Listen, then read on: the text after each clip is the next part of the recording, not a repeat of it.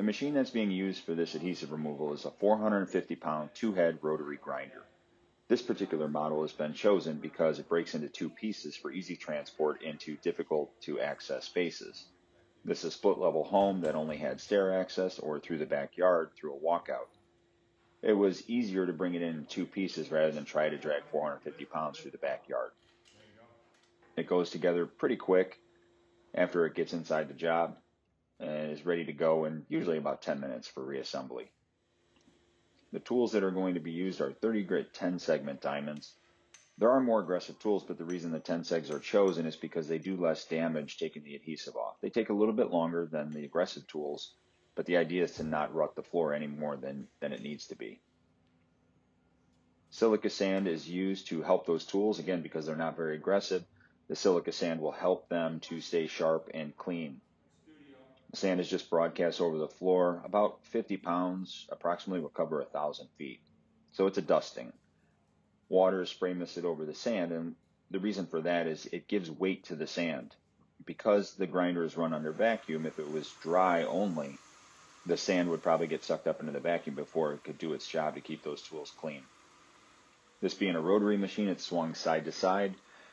The reason being is a rotary machine has an overlap in the center. So to eliminate a cornrow or any kind of ruts in the floor, the machine is constantly moving, almost like a buffer.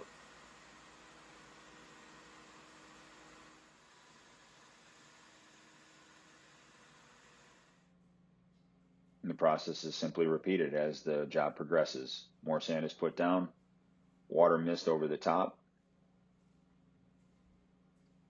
and then the machine is pushed into the material and the work progresses the same to remove the adhesive.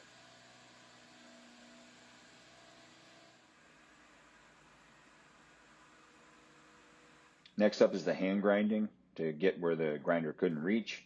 The hand grinder is a basic 7-inch 24 segment blade. It's being plugged into an inverter.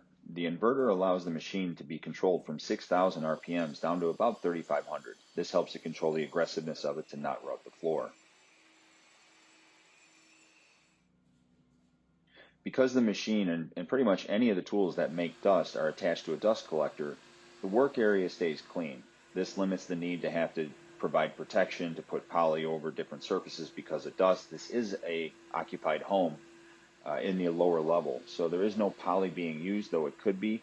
If the dust collector and the machines are working correctly, there should be no airborne dust. And that's about it. In about 2 hours, 350 square feet is finished.